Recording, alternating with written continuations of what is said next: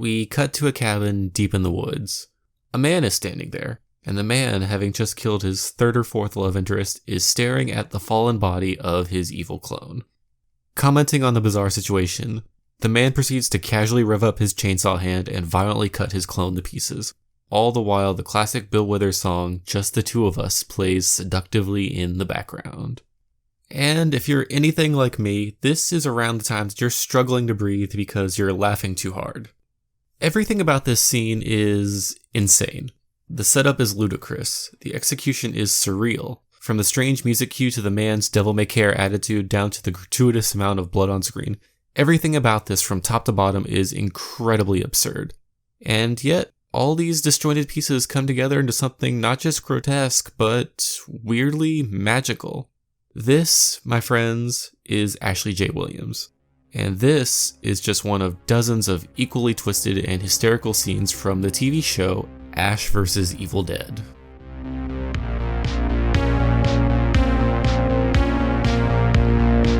Evil Dead, for those who don't know, is a horror comedy series about Ash and his never-ending battle against the forces of evil. Though, what it also happens to be is one of the most absolutely bonkers franchises you will ever find. A bizarre story set in a world filled with lunatics with chainsaws, demonically possessed cars, and at least one killer high school mascot. And blood. Lots and lots of blood. A place of shamelessly schlocky B-movie horror and some of the funniest damn shit I think I have ever seen. Plus, it also just so happens to have what I consider to be one of the greatest characters in all of horror cinema in its main hero, Ash. Though, before I get too busy filleting this man, let's make one thing as clear as possible. Ash. All right, you primitive screwheads, listen up. See this? This is my boomstick! Is an asshole. No, actually, it's a lot worse than that. He's rude, lazy, a degenerate, low-key racist, and an absolute pig who by any reasonable definition is just a complete waste of human skin. But he is also, and I cannot stress this enough, fucking amazing. A wisecracking horror badass who will always come through in the end and who lives by the simple mantra of shoot first and think never. Far from the hero anybody wants, but absolutely the one everybody needs. Ash is a contradiction. The man who is paradoxically both the least qualified person to be fighting evil while also still being the guy who's been doing it for way too long. And it makes him so much fun. He's an absolutely terrible human being, but for all his many, many flaws, you can't help but love the guy. Despite the fact that, again, he is a lunatic with a chainsaw for a hand. More than anything else though, Ash is a byproduct of the world he lives in. I don't care who you are, nobody starts off killing demons and spouting one-liners. Something happened to this man. Something that took a perfectly normal man living a normal life and led him to... chopping up my evil clone. What I'm trying to say is there is a story to Ash. One told across 3 movies, a TV show, and 3 decades. And that story is precisely what I want to talk about. So let's go back to where it all began, in 1981, with a young director called Sam Raimi.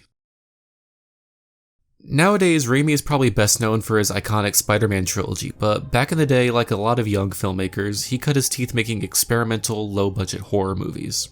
Starting with his first ever amateur film, Within the Woods. A modest little independent film that earned a fair bit of praise and is important because even in the infancy of his career, you can see the signs of the creativity that would come to define Raimi's work. This film, along with Raimi's other early works, were very rough around the edges and made on a shoestring budget. But at the same time, there was also something very charming about seeing Raimi and his friends come together to do what they loved. So while these films were definitely very rough, they were also filled with an energy that made people take notice. The sort of energy that can only really come from people passionate about their craft. And it was that passion that saw Raimi continue to hone his craft along with his friends. This would go on for 6 years, with Raimi's films all garnering modest success and starring his friends and family. Though everything would change once Raimi's team managed to acquire funding for the feature film that would launch their careers. A remake of Within the Woods, now featuring a much higher budget, a new script, and even sporting a brand new title, The Evil Dead. Though now I'd like to take a step back to talk about context. Specifically, the context that The Evil Dead released in.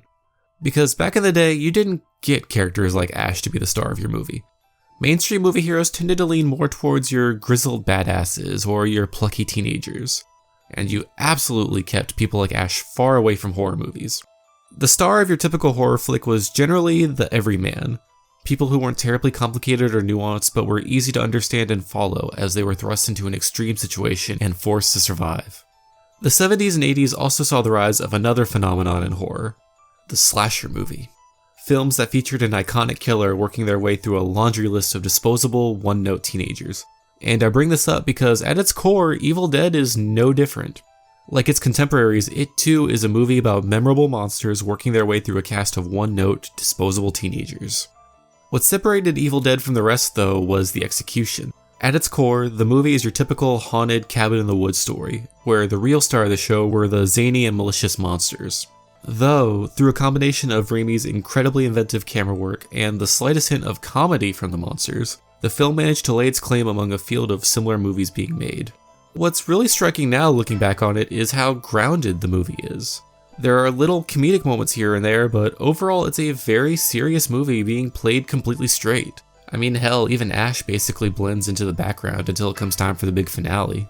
Which is honestly pretty funny knowing how off the rails the series ends up going after this. But I also think it's genuinely interesting. This is Ash before anything bad has happened to him, before he knew what a Necronomicon was, before killing his first Deadite, before seeing his friends get murdered all around him, before any of that, and before everything happened, he was just some guy. A bit awkward, shy, and maybe even a little sweet, but ironically, no different than the dozen of other forgettable faces that you would find in any horror movie. And it's here that Sam Raimi and his team had two roads ahead of them. One would see them taking a bold new step for both Evil Dead and horror as a genre, where the characters would evolve beyond the boundaries of their origin and the story would expand to something unlike anything else. The other would be to do what other horror films of the time did and offer more of the same. Take innocent young Ash and either put him through hell again, or most likely just kill him off in the beginning of the sequel to raise the stakes, thereby cementing his place among the dozens of fallen soul survivors that litter the horror genre. You can kinda guess what they ended up doing.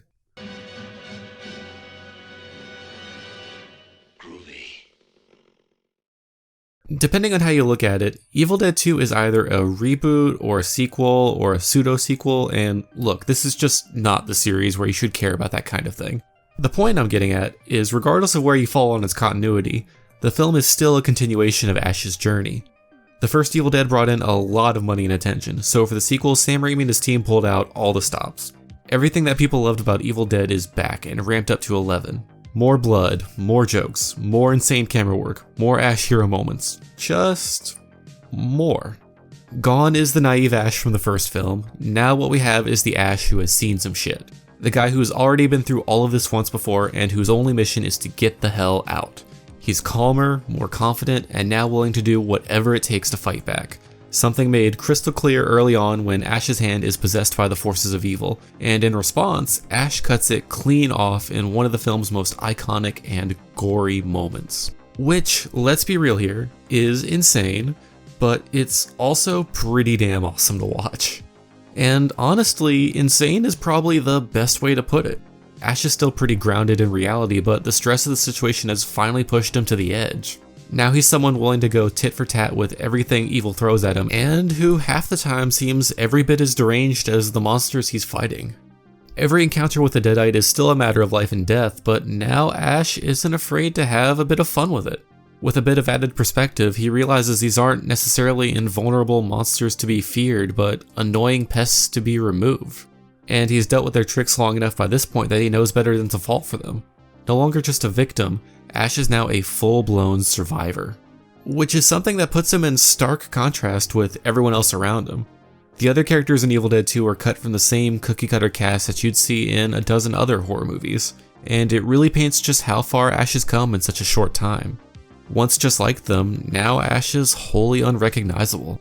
And yet, for everything Ash has done to try and counter his situation, he's still helpless to save the people around him. He's taken his first steps towards the man he'll end up becoming, but it's not until the next movie, Army of Darkness, that he goes full. Shop smart. Shop S-smart. You got that? Suffice to say, things don't end great for Ash at the end of Evil Dead 2.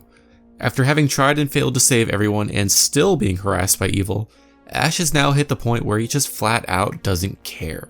The Deadites don't even faze him anymore, and he doesn't give two shits about anyone's problems but his own. All he wants is to go home, and his interests begin and end there.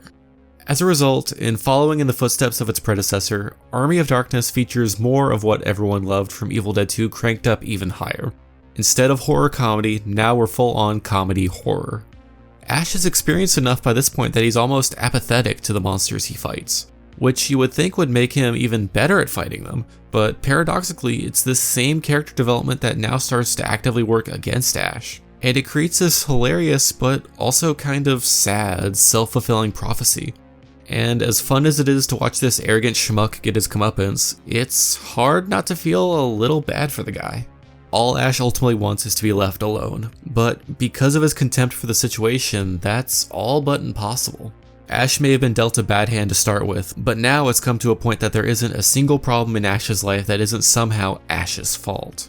Even when he's given a surefire way to solve everything, he can't be bothered to remember the crucial details, and he almost always makes the problem worse. Ironically, the guy is so desperate to be rid of evil that he always goes for the easiest, shortest way possible, and that's just never gonna work. But at the same time, you can't really blame him. Because of his fight with evil, Ash has lost friends, family, and even his girlfriend, and the list of casualties only gets longer and longer.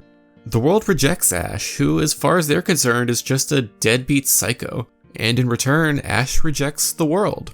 And just to get a little ahead of myself, Ash vs. Evil Dead does a really good job of showing exactly what this means. By the time that series rolls around, Ash is a washed-up loser who lives in a trailer park and is working at a dead-end job, and wherever he goes, he lives on as a pariah. Ash can't be bothered to care because anytime he does, he's always the first person to get burned by it. But the only way to solve his problems is to give them the care and attention they deserve. In other words, Evil Dead's story is one about Ash's growth as a character, or in a lot of cases, the lack thereof. And until Ash can move past his own baggage to step into his destiny, it's likely a story that will never end. And major props to the actor Bruce Campbell, who does a great job bringing all this nuance to a character who could have just as easily been a one-note jerk. Something that becomes immediately obvious while listening to any of the cast and crew interviews about Evil Dead is how much everyone seems to genuinely love working on it. Passion was what made Sam Raimi's initial cheap little movies so charming, and it's that same love for the material that Campbell brings to Ash, and that the creators continue to bring to the series to this day. To the point that now, Ash and Campbell inform each other so much that it's almost impossible to know where one ends and the other begins. Ash is a shameless asshole, but Campbell's performance injects such charisma into him that you can't help but like the guy. Over the course of the series, we've seen Ash go from this timid everyman to an arrogant jerk too scared to get close to anyone. And every once in a while, you get a glimpse of how much of a burden that really is. Because of the Deadites, Ash has lost his hand, his friends, his family, something like 3 or 4 lovers at this point. And to me, the most powerful moments from Ash are the moments where that shines through under the mask. Where he isn't joking or rolling his eyes, and he seems genuinely scared and angry. Like the situation is too much for him to bear, but he somehow has to.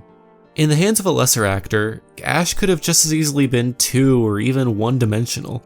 But it's those little moments of humanity that Campbell offers that really help to sell that this is a guy who's been through hell all his life and is just finally sick of it. It's easy to forget just because of how fun Evil Dead is to watch, but at its core, it really is a tragedy. But even saying that, I don't think it's all that bad. Because despite his misgivings, Ash is the hero who will stop evil. Granted, he may not be the hero anybody wants, or hell, even the one he wants. But for all his flaws, you can always count on Ash to come through in the end. Plus, with Ash vs. Evil Dead, we finally get to see Ash win once in a while. After years of avoiding evil, it finds him again, and circumstances force Ash to finally address all of his many flaws. We see him finally make some friends who genuinely like him and who help to thaw the years of cynicism that has calloused over him. For all his usual snark and disregard, it's soon pretty clear just how much Ash comes to genuinely care about the new people in his life. And while yeah, tragedy still strikes once in a while because this is Evil Dead, it doesn't stop him from appreciating what he still has. We even see Ash start to tackle the issue of his reputation, clearing his name in his hometown and starting to mend the relationships with his family, all the while slowly inching closer and closer to embracing his destiny as the man who will destroy evil once and for all. And I'm just going to be real with you.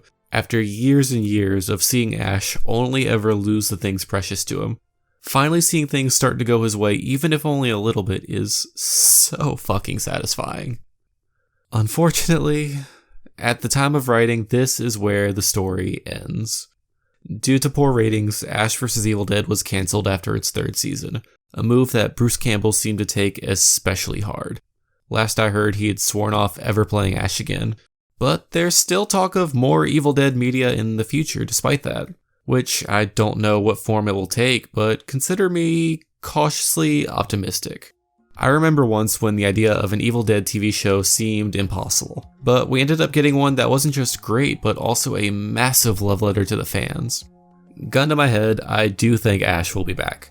I can't say when, where, or even what medium he'd come back in, but if there's one thing you can count on with him, it's that he will always come through when you need him to.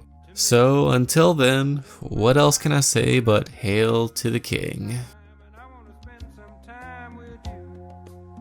Just the two of us.